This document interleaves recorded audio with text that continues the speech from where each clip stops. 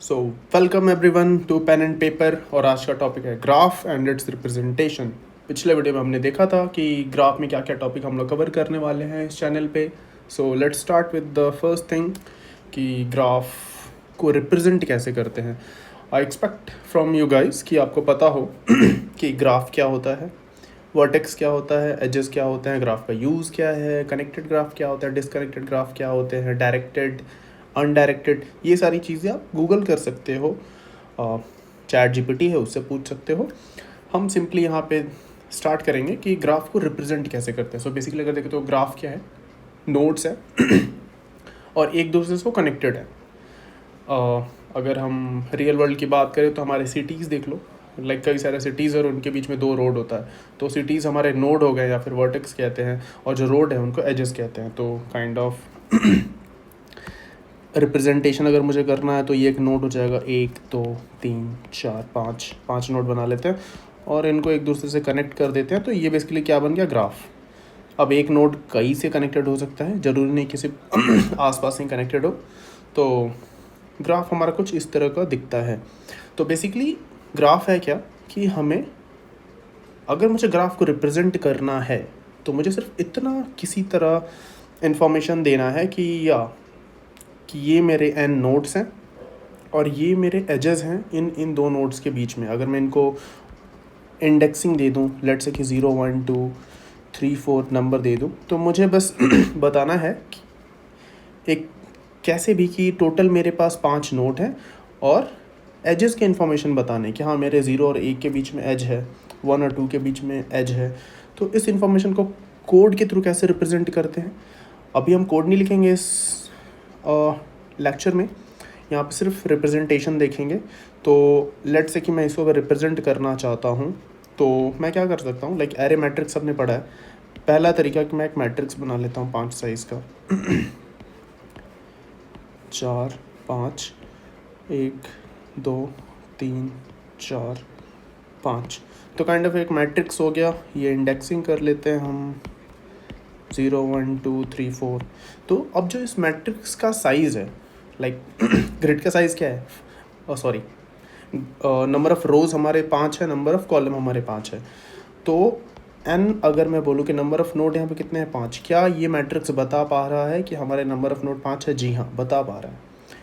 क्या एजेस का इन्फॉर्मेशन ये बता पा रहा है? 0 और 1 के बीच में एज है, तो अब हम बोल सकते हैं 0 और 1 के बीच में एज है और 1 और 0 के बीच में भी एज है, दोनों सेम ही थिंग है, क्योंकि ये अनडायरेक्टेड ग्राफ है। आप लोग पढ़ना ज़रूर से, एक्सपेक्ट करता हूँ कि आपको पहले से पता हो डायरेक्टेड ग्राफ क्या होता है, अनडायरेक्टेड ग्राफ क्या होता है। तो इस ग्राफ को अगर मुझे यहाँ पे रिप्रेजेंट करना है तो 0 और 1 के बीच में एज है, तो 0 और 1 के बीच में एज है तो मैं इसको 1 कर देता हूँ। 0 और 4 के बीच में एज है, मैं इसको 1 कर देता हूँ। 0 और 3 के बीच में एज है तो मैं 0 और 3 को 1 कर देता हूँ। तो क्या ये इन्फॉर्मेशन हमारे पास हो गई कि हाँ 0 और 1 के बीच में एक एज है, 0 और 3 के बीच में एक एज है, 0 और 4 के बीच में एक एज है। ये इन्फॉर्मेशन ये मैट्रिक्स हमें बता पा रहा है। तो यस, हमारे ग्राफ का इन्फॉर्मेशन तो स्टोर हो रहा है इधर। अब क्या 1 और 0 के बीच में एज है, अब 1 के लिए भी कर लेते हैं। जो ये 1 हमारा नंबर ऑफ़ रोज़ है, जो इंडेक्स है रो के, वो हमारे नोड रिप्रेजेंट कर रहे हैं। और सिमिलरली जो कॉलम का इंडेक्स है वो भी हमारे नोड के नंबर ही रिप्रेजेंट कर रहे हैं। तो 1 और 0 के बीच में एज है, 1 कर दिया। 1 और 2 के बीच में एज है, 1 कर दिया। और 1 का किसी के साथ एज नहीं है। अब मैं क्या करूँगा, 2 का 1 के बीच में एज है, 2 और 1 के बीच में एक एज है, 2 और 3 के बीच में एक एज है। जी हाँ, ये भी रिप्रेजेंट कर दिया। 3 और 2 के बीच में एज है, क्या 3 और 0 के बीच में एज है? जी हाँ है। 3 और 1 के बीच में नहीं है, 3 और 2 के बीच में एक एज है तो कर देंगे। 3 और 4 के बीच में एक एज है, इसको 1 कर देंगे। 4 का 0 में एज है, 4 से 0 तक और 4 से 3 तक, बाकी सबको 0 कर देंगे या फिर एम्प्टी भी छोड़ सकते हैं। तो क्या ये जो हमारा मैट्रिक्स रिप्रेजेंटेशन है, इन्फॉर्मेशन क्या इस ग्राफ का इन्फॉर्मेशन ये स्टोर कर पा रहा है? जी हाँ। नंबर ऑफ़ नोड 5 है या तो नंबर ऑफ़ रोज़ उठा लो, नंबर ऑफ़ कॉलम उठा लो, उनका काउंट कितना है, 5 है। और जितने भी 1 है वो क्या बता रहे हैं, एजेस हैं दोनों नोड्स के बीच में। That's all. तो ये एक तरीका है ग्राफ को रिप्रेजेंट करने का। इसको कह सकते हैं matrix representation of a graph. Okay. Second तरीका है adjacency list. adjacency list इसको कैसे करेंगे? लेट्स से हमारे पास 5 नोड है, n इज इक्वल टू 5 है तो हम क्या करेंगे, 5 साइज का एक एरे बना लेते हैं, 1 2 3 4 5। इस एरे को हम एडजेसेंसी लिस्ट बोल सकते हैं। अब ये इंडेक्स क्या है, नोड को रिप्रेजेंट करेगा। टोटल 5 थे तो 0 से लेके 4 तक टोटल हमारे 5 नोड हो गए। अब 0 का एजेस किसके किसके है, इस ग्राफ में देखें तो 0 से 1, 0 से 3, 0 से 4, 0 से 1, 0 से 3, 0 से 4, ये 3 एजेस हैं। तो 1 3 4 को हम क्या करेंगे, इसके अंदर एक और एरे ऑफ एरे बना लेंगे, 1 3 4। तो अब ये 0 से लेके 1 में एक एज है, 0 से 3 में एक एज है, 0 से 4 में एक एज है, राइट, क्लियर। 1 का अगर देखें तो 1 का 0 में एज है, 1 का 2 में एज है, 1 का 0 में एज है, 1 का 2 में एज है। सिमिलरली 2 से उठा के देखें तो 2 से लेके 1 में एक एज है, 2 से 3 तक एक एज है। 1 एंड 3 इसमें स्टोर कर देंगे। 3 से देखें तो 3 से 2, 3 से 0, 3 से 4, 3 से 2 0 4, 2 0 4, ये भी एज है।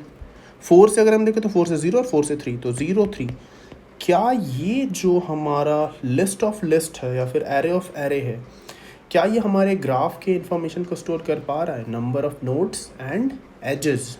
यस, ये कर पा रहा है। इसका साइज़ 5 है और किसी भी इंडेक्स पे जाके देखें तो उस इंडेक्स से लेकर जो भी एलिमेंट उस इंडेक्स के एरे में स्टोर्ड है वहाँ से वहाँ तक एज है। तो यस, ये एक तरीका है। तो अब C++ में देखते हैं कि इसको कैसे रिप्रेजेंट कर सकते हैं कोड के थ्रू। तो हम क्या करेंगे, लेट्स से कि हमें कोई बोल रखा है कि नंबर ऑफ नोड दे रखा है n5 और एजेस दे रखे हैं, एजेस टोटल हमें दे रखे हैं और वो UV के पेयर में इनपुट दे रखे हैं।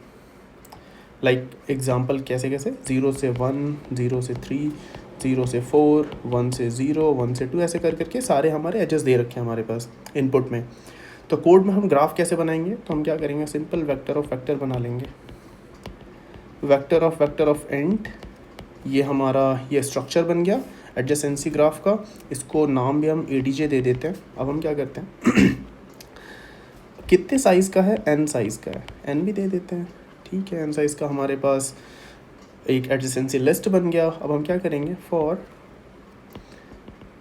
int I is equal to 0, I is less than edges, total edges कितने हैं I प्लस प्लस। अब मैं क्या करूँगा, एक तो int UV होगा, इनपुट ले लूँगा, ये हमें इनपुट मिलेगा U और V का। तो अब मैं क्या करूँगा, ADJ ऑफ U में पुश बैक कर दूँगा किसे, V को, right, and ADJ of V में पुश बैक कर दूँगा U को। So that's all. ये कोड हमारा एक एडजेसेंसी लिस्ट बना के दे देगा जो कि इनपुट लेगा एजेस कि U से V में एज है। अगर मैंने बोला था कि ये अनडायरेक्टेड ग्राफ है, तो अगर कोई बोल रहा है कि U V के बीच में एक एज है, इसका मतलब क्या, U से लेके V तक एक एज है और V से लेके U तक भी एक एज है। तो सेम चीज़ को कोड में क्या कहाँ कर रहा हूँ मैं, ये लाइन, ये दो चीज़ क्या कर रहा है, एजेस को क्रिएट कर रहा है एडजेसेंसी लिस्ट में। So this is all about graph and its representation. तो अगले वीडियो में देखेंगे DFS एल्गोरिथम के बारे में। So see you in the next video, bye.